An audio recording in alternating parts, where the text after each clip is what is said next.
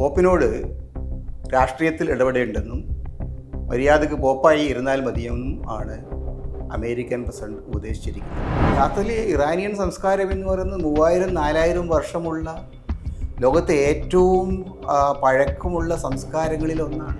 ഗസയിലും ഇറാനിലും നടന്നത് സാധാരണ നിലയിൽ യുദ്ധത്തിനപ്പുറം ജനോസൈഡിൻ്റെ സ്വഭാവമുള്ള സംസ്കാരങ്ങളെ തകർക്കുന്ന, മനുഷ്യജീവിതത്തെ തകർക്കുന്ന ഒരു സംഭവമാണ് എന്നാണ് പോപ്പിൽ വരുന്നത്. ലോകത്തെ സംബന്ധിച്ചിടത്തോളം ഇറാൻ എന്ന് പറയുന്ന സംസ്കാരം ഇസ്ലാമിക സംസ്കാരത്തിന് മുമ്പ് തന്നെ വളരെ വിപുലമായിട്ടുള്ള ഒരു സാംസ്കാരിക പാരമ്പര്യത്തിൻ്റെ ഉടമയായിരുന്നു, ഈജിപ്തിനെ പോലെ. കത്തോലിക്ക സഭയുടെ പരമാധ്യക്ഷനായിട്ടുള്ള pope Leo 14 American president Donald ട്രംപും തമ്മിൽ നടന്നുകൊണ്ടിരിക്കുന്ന വാക്പയറ്റ് യഥാർത്ഥത്തിൽ വളരെ ഗൗരവമുള്ള നിരവധി പ്രശ്നങ്ങൾ ഉയർത്തുന്നുണ്ട്. പോപ്പിനോട് രാഷ്ട്രീയത്തിൽ ഇടപെടേണ്ടെന്നും മര്യാദക്ക് പോപ്പായി ഇരുന്നാൽ മതിയെന്നും ആണ് അമേരിക്കൻ പ്രസിഡന്റ് ഉപദേശിച്ചിരിക്കുന്നത്.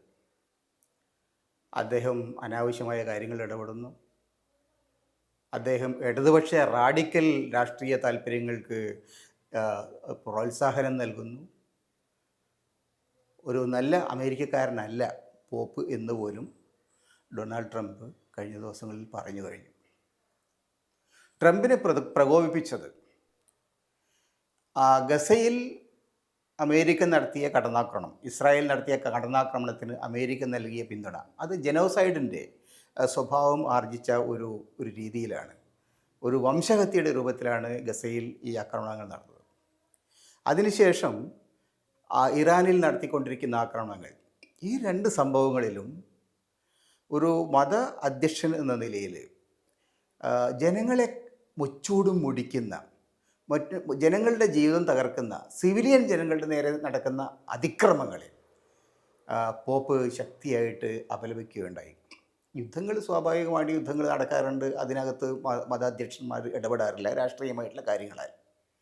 പക്ഷേ ഗസയിലും ഇറാനിലും നടന്നത് സാധാരണ നിലയിൽ യുദ്ധത്തിനപ്പുറം ജനോസൈഡിൻ്റെ സ്വഭാവമുള്ള സംസ്കാരങ്ങളെ തകർക്കുന്ന, മനുഷ്യജീവിതത്തെ തകർക്കുന്ന ഒരു സംഭവമാണ് എന്നാണ് പോപ്പിൽ വരുത്തിയത്.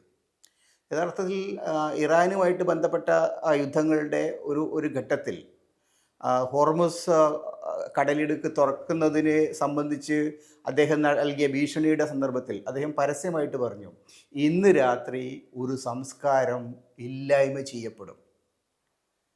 യഥാർത്ഥത്തിൽ ഇറാനിയൻ സംസ്കാരം എന്ന് പറയുന്നത് 3000-4000 വർഷമുള്ള ലോകത്തെ ഏറ്റവും പഴക്കമുള്ള സംസ്കാരങ്ങളിൽ ഒന്നാണ്. ആധുനിക ലോകത്തിൻ്റെ ഒരു ഈടുവയ്പ്പാണ് ഇറാനിയൻ സംസ്കാരത്തിൻ്റെ ഭാഗമായിരിക്കുന്ന സാംസ്കാരികമായ സമ്പത്തുകൾ. അത് ഇറാൻകാരുടെ മാത്രമല്ല, ലോകത്തിൻ്റെ പല ഭാഗത്തുമുള്ള എല്ലാ ജനങ്ങളുടെയും സമ്പത്താണ്. ഇന്ത്യക്കാരെ സംബന്ധിച്ചിടത്തോളം നമ്മുടെ സ്വരാഷ്ട്രീയ മതം എന്ന് പറയുന്നത് പാർസി മതം.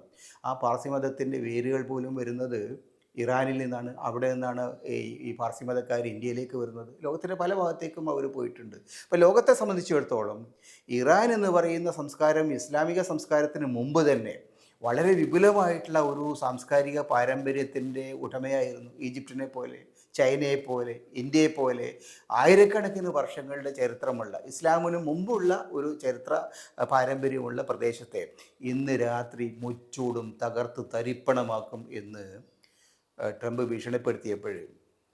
അപ്പോഴാണ് പോപ്പ് ലിയോ 14 പറഞ്ഞത്, ഇത് ആക്സെപ്റ്റബിൾ അല്ല, ഇത് സംസ്കാരങ്ങളെ തകർക്കും, സംസ്കാരങ്ങളെ അടിത്തയോടെ അടിമാന്തും എന്ന് പറയുന്നത് ഒരു ജനാധിപത്യ പരിഷ്കൃത സമൂഹത്തിന് യോജിച്ചതല്ല എന്ന് അദ്ദേഹം പരസ്യമായിട്ട് പറഞ്ഞതാണ് ട്രംപിന് വലിയ പ്രയാസമായത്. ട്രംപ് അതിനോട് അതിശക്തിയായിട്ട് വിയോജിച്ചത്. അദ്ദേഹം പോപ്പിന് നേരെ അനാവശ്യമായ കടന്നാക്രമണം നടത്തിയത്.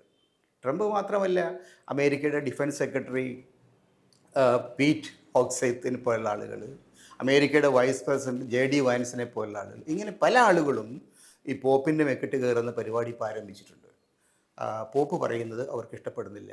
മാത്രമല്ല, പോപ്പ് പറയുന്ന കാര്യങ്ങൾ അമേരിക്കയിലെ ജനങ്ങൾക്കിടയിൽ, പ്രത്യേകിച്ച് ഏതാണ്ട് 20% കത്തോലിക്കരുള്ള ഒരു പ്രദേശമാണ് അമേരിക്ക, അവിടെയുള്ള വോട്ടർമാർക്കിടയിൽ അവരുടെയുള്ള സാധാരണക്കാർക്കിടയിൽ വലിയ തോതിലുള്ള സ്വാധീനം ചെലുത്തും എന്ന് അവർക്കറിയാം.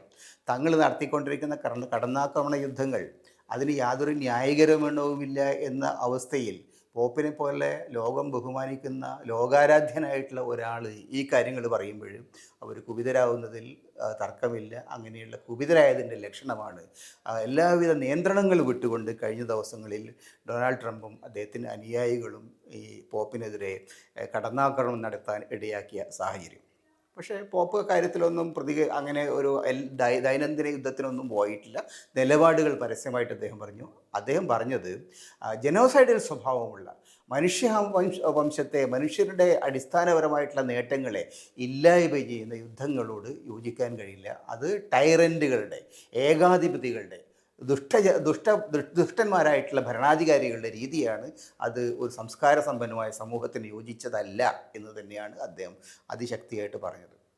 അപ്പം അതിൻ്റെ ഒരു പ്രശ്നം, അമേരിക്കയെ സംബന്ധിച്ചിടത്തോളം അമേരിക്ക നടത്തിക്കൊണ്ടിരിക്കുന്ന ഇപ്പോഴത്തെ കടന്നാക്രമണങ്ങൾക്ക് ഇസ്രായേലിൽ ഒഴിച്ച് വേറെ എവിടെയും കാര്യമായ പിന്തുണയില്ല. ഇസ്രായേലിൻ്റെ താല്പര്യങ്ങൾ മാത്രമാണ് അവർ ഉയർത്തുന്നതെന്ന് പരസ്യമായിട്ട് ലോകം തുറന്നു പറയുന്നു.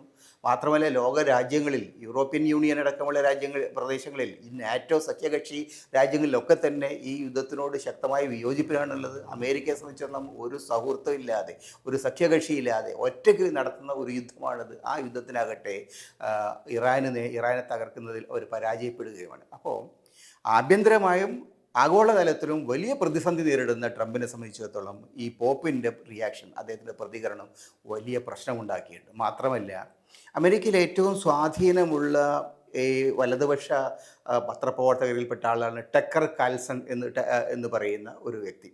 അദ്ദേഹം നേരത്തെ CNN പോലുള്ള ചാനലുണ്ടായിരുന്നു, സ്കൈ ന്യൂസിലുണ്ടായിരുന്നു. അങ്ങനെയുള്ള പല ചാനലുകളും അദ്ദേഹം പ്രവർത്തിച്ചിട്ടുണ്ട്.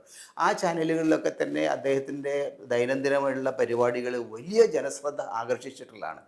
അപ്പോൾ ടക്കർ കാൽസൺ വളരെ പരസ്യമായിട്ട് അമേരിക്കയുടെ ഒരു കാലത്ത് ട്രംപിൻ്റെ ഏറ്റവും വലിയ അനുയായിയായിരുന്നു. ട്രംപും അദ്ദേഹവും തമ്മിൽ വലിയ അടുത്ത ബന്ധമായിരുന്നു. പക്ഷേ ഇന്ന് ട്രംപ് നടത്തിക്കൊണ്ടിരിക്കുന്ന യുദ്ധം ക്രൈസ്തവ ആശയങ്ങൾക്ക്, ക്രൈസ്തവതയുടെ ദർശനങ്ങൾക്ക് വിരുദ്ധമാണ് എന്ന് അതിശക്തമായിട്ടുള്ള ഒരു വാദമാണ് ടക്കർ കാൽസനെ പോലുള്ള ആളുകൾ ഉന്നയിക്കുന്നത്. നിരവധി മാഗ വിഭാഗത്തിൻ്റെ, അതായത് മേക്ക് അമേരിക്ക ഗ്രേറ്റ് എഗെയിൻ എന്ന് പറയുന്ന ചിന്തയുടെ ഭാഗമായി വന്നിരുന്ന കാൽസനെ പോലുള്ള ആളുകൾ, അതുപോലെ മറ്റു പല ചിന്തകരും ഇന്ന് ട്രംപിനെതിരായിട്ട് തിരിഞ്ഞതിൻ്റെ കാര്യം ലോകം മുഴുക്കെ യുദ്ധങ്ങളിൽ ചെന്നിടപെടുക, ലോകം മുഴുക്കെ അനാവശ്യമായി ഇടങ്കോലിടലുക, ഇത് അമേരിക്കയുടെ താല്പര്യങ്ങൾക്ക് വിരുദ്ധമായിട്ട് വരിക. അമേരിക്കയ്ക്ക് ദശലക്ഷക്കണക്കിന് ഡോളറാണ്, കോടിക്കണക്കിന് ഡോളറുകളാണ് ഇപ്പോൾ ദൈനംദിനം നഷ്ടപ്പെട്ടുകൊണ്ടിരിക്കുന്നത്. ഈ ഒരു അവസ്ഥയിൽ ട്രംപിൻ്റെ ജനപിന്തുണ വലിയ തോതിൽ കുറയുന്നുണ്ട്.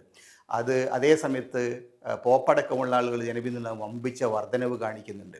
കഴിഞ്ഞ ദിവസം നടത്തിയിരിക്കുന്ന ഒരു സർവേ പ്രകാരം പോപ്പിൻ്റെ ജനപിന്തുണ +34 ആണ്. അതായത് നേരത്തെ ഉള്ളതിനേക്കാൾ 34% കൂടുതൽ അദ്ദേഹത്തിന് ജനപിന്തുണ വന്നിട്ട്, അതേ സമയത്ത് ട്രംപിൻ്റേത് -12 ആണ്. അദ്ദേഹത്തിന് ഉണ്ടായിരുന്നതിലും താഴോട്ട് പോയെന്ന് മാത്രമല്ല, നെഗറ്റീവായിട്ടുള്ള അവസ്ഥയിലെത്തിയിട്ടുണ്ട്. ഈ ഒരു അവസ്ഥയിൽ ജൂൺ ജൂലൈ മാസങ്ങളിൽ തെരഞ്ഞെടുപ്പിലേക്ക് പോകേണ്ട, ഇടക്കാല തെരഞ്ഞെടുപ്പിലേക്ക് പോകേണ്ട അമേരിക്കയിൽ ട്രംപ് രാഷ്ട്രീയമായിട്ട് വലിയ പ്രതിസന്ധി നേരിടും എന്നാണ് ഈ സംഗതികളെല്ലാം സൂചിപ്പിക്കുന്നത്. പോപ്പിനോടുള്ള വിരോധത്തിൻ്റെ പേരിൽ തൻ്റെ രാഷ്ട്രീയമായ അടിത്തറ തകർന്നു പോകുന്ന ഒരവസ്ഥ ട്രംപ് കാണുന്നു എന്നുള്ളതാണ് ലോകത്തെ സംബന്ധിച്ചിടത്തോളം. പക്ഷേ അത് വളരെ വളരെ സ്വാഗതാർഹമായിട്ടുള്ള ഒരു കാര്യമാണ്.